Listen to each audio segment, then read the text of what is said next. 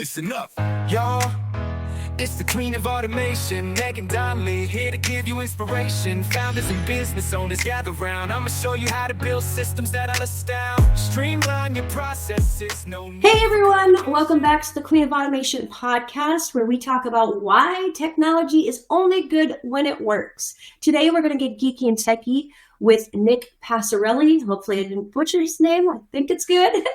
He's a corporate compliance officer with an awesome personality. I can't wait for you to meet him. He has over 20 years experience managing full-scale compliance program for some of the largest organizations in the kind of financial world, but I'll let him tell you more about that later. And so I'm going to bring him on. Welcome, Nick. Say hi to everybody. And why don't you tell everybody where you're tuning in from?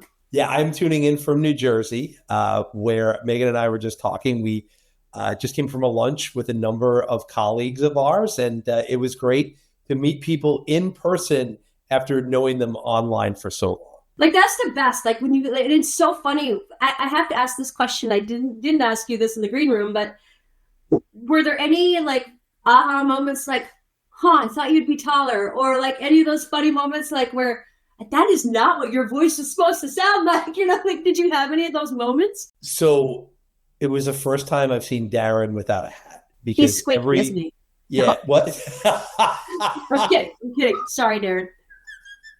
Darren without a hat. And it was nice because if you see Darren in his profile, yeah.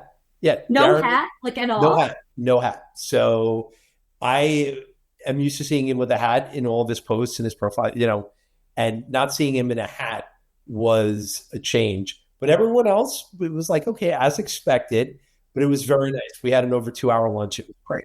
That's so fun. That is so fun. So one of the things I also kind of ask everybody to talk about with everybody is that I'm a huge believer, and you probably know this from going back and forth with this group that we're in. I'm a huge believer in there's no such thing as work-life balance. It's all life. Right? Like, it's all life. And that we should be focusing on building a lifestyle and not necessarily a career, right? So I would love to get your take on that, one. And two, anything that's happened in like the last 6 to 12 months, anything, life, business, whatever, how has it changed the way that you look at that kind of like work-life, quote unquote, balance? Yep.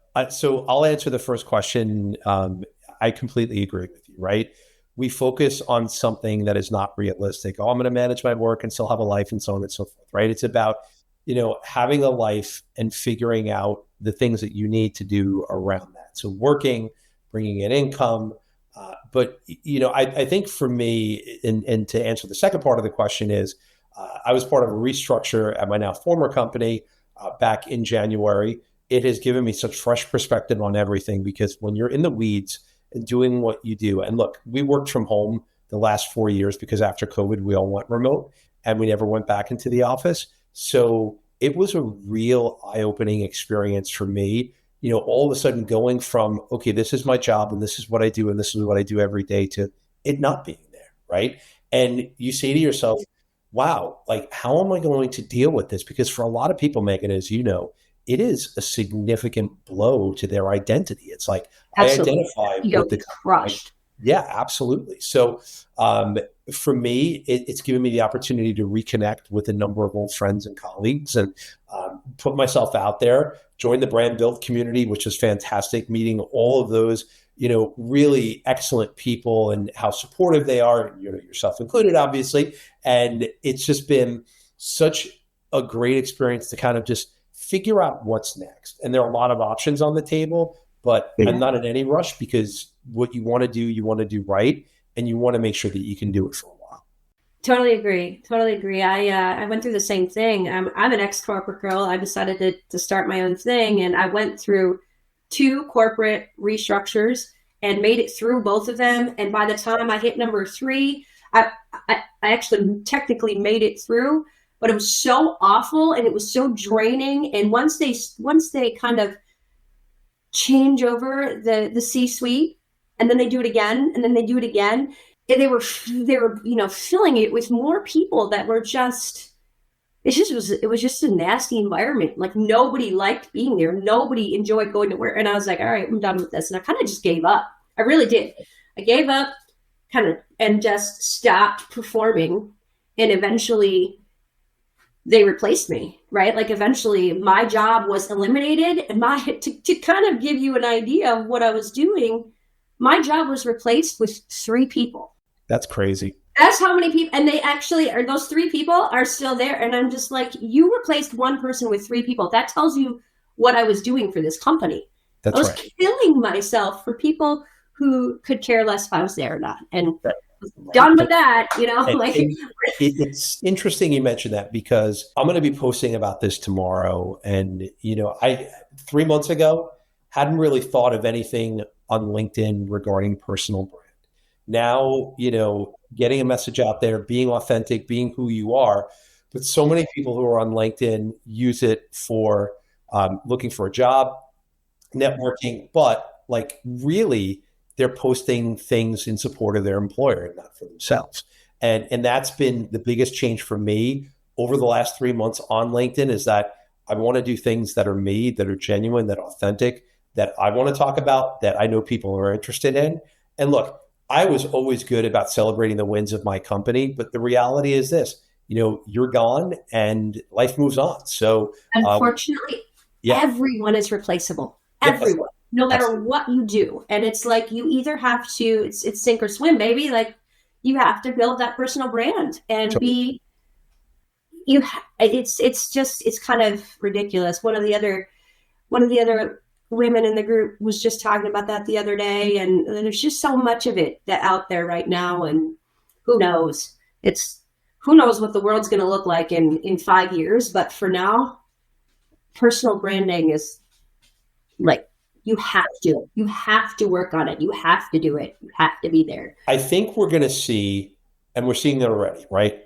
More of the Gen Z and younger generations. Like, I have kids that are teenagers. I think you do too, right? Yeah. We're going to see, you and I are going to see more of a shift of people that are looking for passive income and doing things where they're more reliant upon themselves and not on someone else.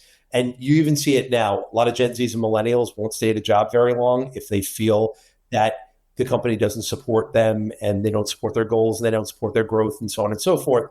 People move on. And I know a lot of the old school people kind of brand them as though they're job hoppers and so on and so forth. Listen, if you're getting a 2% raise every year and you go somewhere else and they give you 20%, well, guess what? That's a win for you, right? Exactly. Yeah. They are maximizing their growth. They're monetizing on the opportunity. And I completely understand why they do it. Because as you said, Meghan, the days of our parents working for the same company their entire career is long gone. Corporations need to catch up. Yeah, absolutely. There's a reason that so many of these big tech companies have been laying off hundreds upon hundreds upon hundreds of people. They are dying. And it's not, I shouldn't say they're dying. I mean, they're still going to be there, but they are dying in the sense that they're not able to keep people because they're not offering them what they want, and right. Especially the younger generation. Right. Yeah, it's hard. All right, let's jump into compliance and technology, because this is what we want to talk about, right? Right. So let's do it. When you, I'm just so curious. Okay, first of all, tell people what compliance is, because I'm sure there are people going, "What the heck is a corporate compliance officer? Like, what do they do?" Let's talk about that first, and then we can get into the rest of it. Yep. I'm going to take you a little bit into my background, and then I will, go into it. So in a former life, I started in corporate human resources, if you can believe that, right? There is no mention of this at all on LinkedIn. See that. And that's by design. So, I don't know, like some people like posting on their LinkedIn. I don't know if you've seen this, Meghan, but they'll post the name of the company like X Meta or X Google. I don't know about you. I don't like talking about my exes. So it's just, you just kind of move on, right? But that being said, 6 years of corporate HR, 7 years of corporate HR actually, saw a lot of things. I was involved in facilitating multiple layoffs at 2 big companies. And once you do that, man, oh God, it's just like, really, do I want to spend my entire career doing this? So what ended up happening in 2003 was I joined Kellogg Group, which at the time was a small but growing Wall Street firm, a family-run operation. They were great.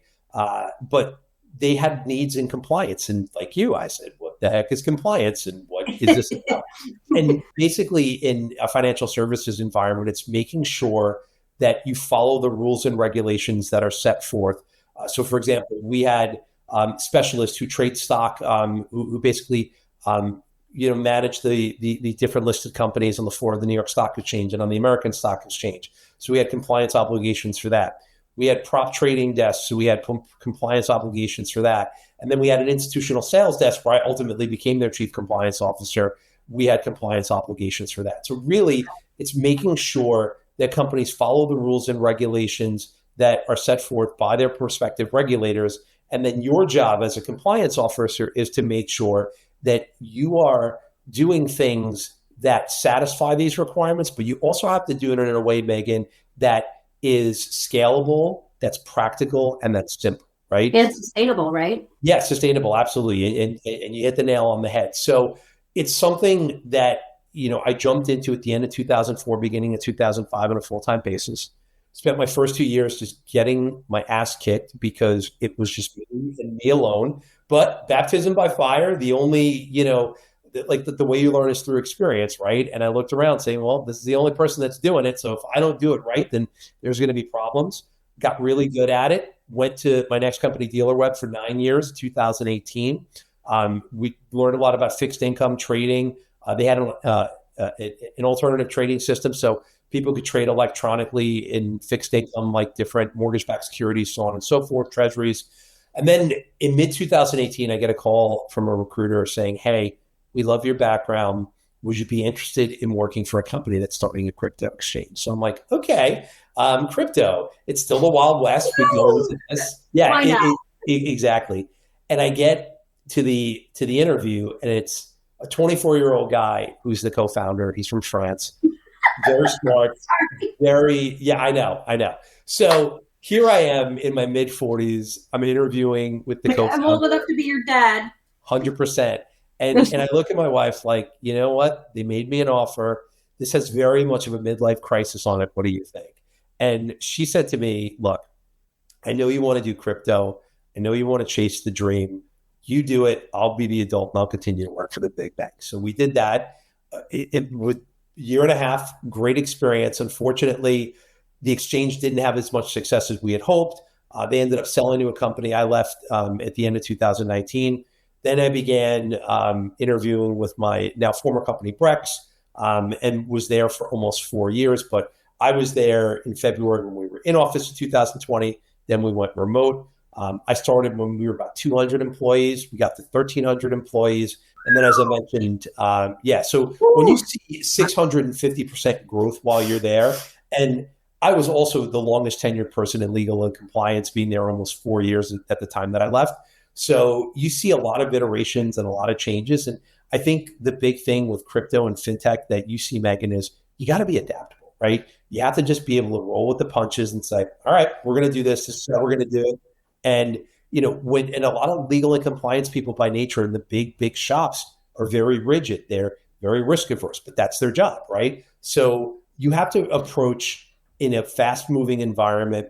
You've got to take measured risk, and you have to approach it as this is a black and white regulatory framework, but we live in the gray. So we've got to make this work. So I'm curious, because you said a lot, so there's a lot to unpack there, right? Yeah, because totally. The reason I was so excited to talk to you, I'm just going to say this first, because compliance and technology are so closely knitted, because the same thing that happens with behind the scenes when you're worried about operations, we'll just take a basic, email. There are so many laws that people don't understand, CAN spam laws and Federal Trade Commission. There's so many laws around emails and how you have to send them. And now with this new Google Yahoo thing where the DMARC and all, we won't get super geeky into that, but how were you using automated technology and systems to help with some of that? Because there's so many regulations and so many rules and so many, you had to have some really awesome beefy systems back there helping you, because there's no way for you, even a Google bot that's doing the research so that every time a new regulation comes in, it pings and it sends it to you and you have to go, oh crap, let me pivot over here and deal with this dumpster fire.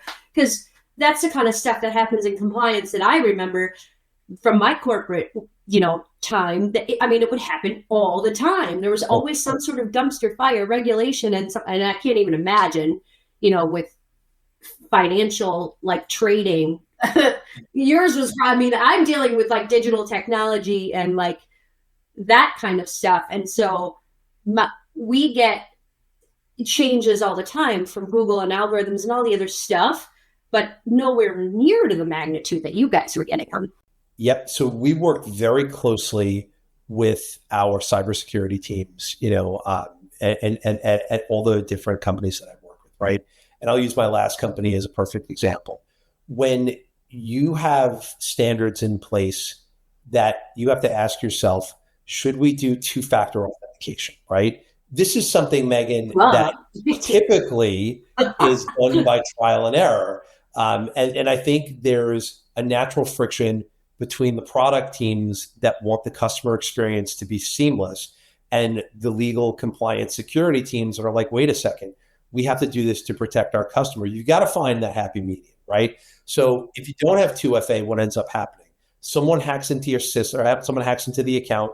There's an account takeover. They start sending money everywhere. Customer gives a WTF, and then it's like, well, what did you do to protect me, right? So I think, yeah, right. So that's one example. I would say in terms of automation, where we did a really good job and what we continue to hone on. If you look at how you onboard a new customer through the know your customer process, right? Yep, that is where it hits. Because if you're onboarding thousands of accounts, you can't have someone looking at paper and saying, this looks good, this looks good. You have to set standards where if a document comes in, the system that you're using to scan the ID, is it valid? Yes. Does it pass? Yes. On to the next task. You are the beneficial owner controlling officer. This is the documentation that you provided. This is the address you provided. Can we verify this address? Yes. Move on to the next thing. So there was a system in place where there would be a number of checks, automated throughout the way. And what ended up happening was that with our higher risk accounts, they would move to our enhanced due diligence team. Now, where automation would come in there, back in the day, people would sit there and have to do all the research on the account, and it would take 2 to 3 hours to do it. To make a decision that took 10 minutes. Now, all of a sudden, you use AI, you can aggregate all the information that you need, can do it in a matter of 2 minutes. And now the capacity to review more accounts goes up by 1,000% because you're not sitting there and taking the time manually to get the information that you're digging through the internet for, where AI just delivers it to you. You are speaking my language. Data aggregation. Woo! I'm so excited. And FYI, for all of you people listening out there, what he's talking about is a CRM. Remember, we were talking a few days ago with Nolan about customer relationship management. And Nolan he's a small company, right? Like he is starting his own small thing. He's, it's brand new. The company that Nick is talking about is 1,300 people. Okay. Customer relationship management is essential no matter what size you're at. And once you get to that size, if you are not automating the process to collect data, research data, and manage the relationship between your customers and like onboarding and all the way through the entire process, you are missing out. Like you are doing your customers a disservice, and they will leave you because they will be disappointed. Absolutely. Because you will not be able to keep up with the amount of information that you need to manage, with the amount of, data error management is huge. Like when you get to be that size and you have that many customers flowing through, if you're not managing the errors in the data and you don't have some sort of ping or some sort of system set up that says, oh, like their email didn't come through, or they're, you're going to sink. You're not going to make it. You're just not going to make it. Absolutely. Yeah. So that is very cool. Thank you for sharing that with me, and us, I should say us. Hi, us. So what's next for you? What's next on your plate? Tell people where they can find you. Tell people how they can stalk you on LinkedIn. Show people all about you. Great question. So considering a number of different options, Been exploring some advisory roles on my own, which has been good. I've had a lot of good feedback. I've been interviewing with a few different companies, but I think the challenge now, Meghan, is you get to a certain level in your career, the jobs aren't as available, especially when you hit a certain income level. So that becomes a little bit of a harsh reality. But I will say that the support from my friends, my family, my community has been terrific. So I am really just taking my time trying to be deliberate in finding, what is best for me. But I have been spending so much time working, and just like helping others, helping founders who, have questions about compliance. And I'm a big believer, and again, shameless plug, I'm going to post about this tomorrow, is I'm a big believer in giving with no expectation of reciprocation, just because I think it is just the right thing to do. People need help, and some people are in really tough spots. And if you can help them, and like it just comes around, right? So for me, like I am in a spot where I can take my time, and I think it's going to be good wherever I land next. But in the meantime, I'm just enjoying what I'm doing now and helping people, and just really trying to figure out what's next. And this has been a nice break. All right. So tell people where they can find you. Sure. Yes. Yeah. Profile Nick Passarelli. Last name is spelled Passarelli. I only post weekly. I do not post every day, but if you like my content, It's not quite as obsessed as the rest of us crazy people. Yeah, and it's amazing. I was talking, so it's funny. I was talking to some people about it. They're like, "Dude, you need to post every day." Like, I get that, right? The more you post, the more you get engagement. And I'm like, look, I get it, but for me and where I am in my life right now with my family obligations, once a week just great for me. You only have to post. So that is total myth. We're going to we'll unpack that quick, and then I'll just soapbox about that for a little smidge. You only have to post for what remember, go back to, you're building a lifestyle. You're not building a career. You're building a lifestyle. If you don't want to post every day, don't post every day. If you want to post once a week, post once a week, but make sure it's consistent. It's all about consistency. I only post Monday through Thursday. I do not work weekends. Good. I only work 4 10-hour days. I don't do it.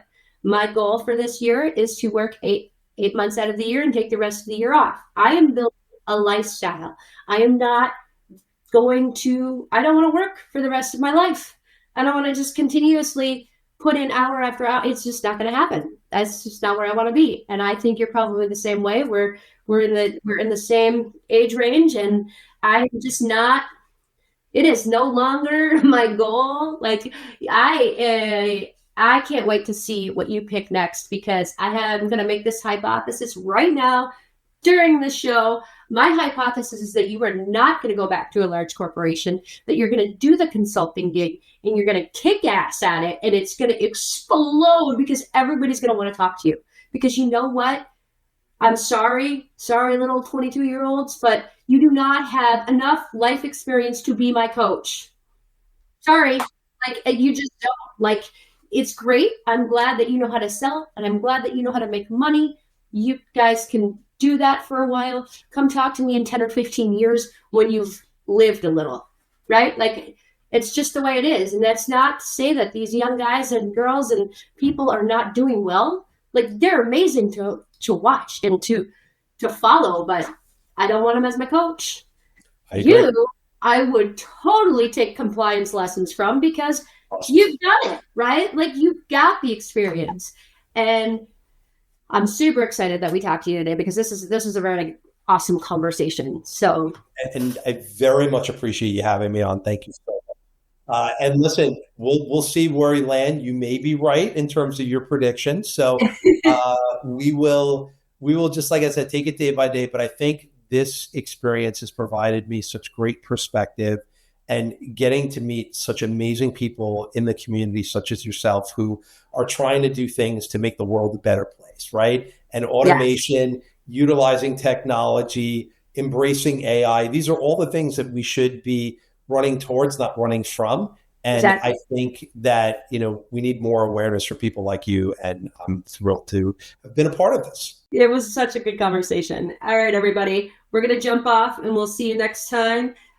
Nick, I will see you in Brandville. We'll do a little shameless plug for Darren and Nat. If anyone out there listening is a owner, co-founder, like small business looking to really grow on LinkedIn and really grow their personal brand, you should come check out Brandville. It's very, very cool. It's such a great community of not only like executives, business owners. I mean, there's such a wide variety of people in this group, but we're all entrepreneurs and we're all interested in growth, which is really, really cool. So check it out. I will drop the link and all that stuff in the show notes for you guys to come check it out if you're interested. It's totally worth it. If you want to talk to more people like Nick and myself and interact with, there's meme wars. I heard something about free swag at some point. Oh, yeah. Like, who doesn't want free swag?